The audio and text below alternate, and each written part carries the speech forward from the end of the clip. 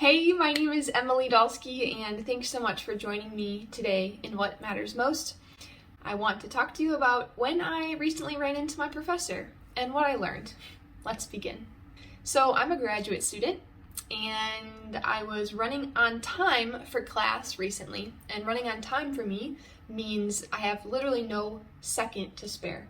So I'm rushing up the stairs to my classroom, and I look to my left to see if my professor is still in his office, and his lamps are on, but he is not in there, which I think, oh gosh, he's in the classroom.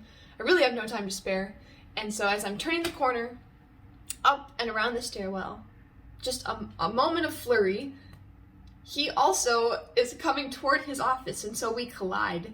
Kind of gracefully, we both kind of recoil at the same time, but there was this experience of just like turning and then just seeing his face and seeing his white shirt, and I'm just like, whoa, that was really embarrassing. And both of us kind of flustered, and got to class, sat down, and I was just thinking about 2 summers ago, I had a class with him on virtue, and he taught us the virtue of magnanimity, large word, that signals, it's kind of funny that it's large because it signals great souledness. The one who is magnanimous has a greatness of soul. They think about great things. And the phrase in particular that I was thinking about that he had taught us was, the magnanimous man walks slowly. In that, because the magnanimous man is not caught up in the things of this life, in the anxieties of this life, running around to and fro, A to B as fast as possible. He's not taking time to contemplate and to reflect upon the things of God, but he's just kind of here and now. That's not the magnanimous man. The magnanimous man is being attentive to the things here and now, yes, but he also has a type of cadence about him, a cadence that is slow and deliberate, thoughtful.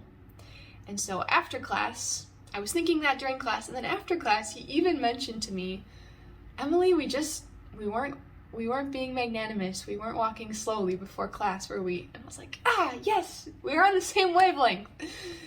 So even the masters, it goes to show you, we get caught up in, the things of this life. And I'm not saying that being late is necessarily like the end all be all, but it does signal where both of our dispositions were at that moment.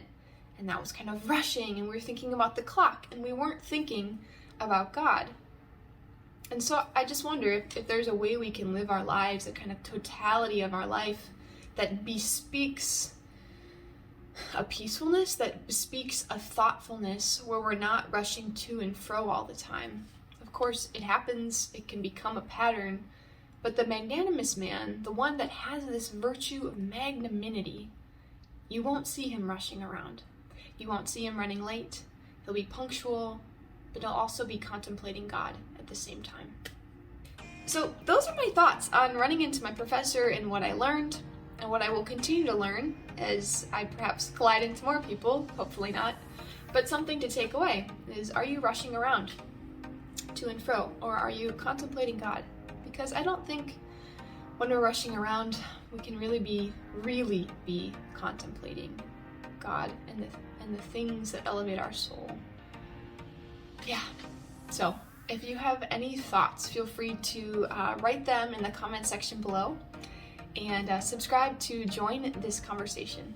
Thanks so much. Take care, and God bless.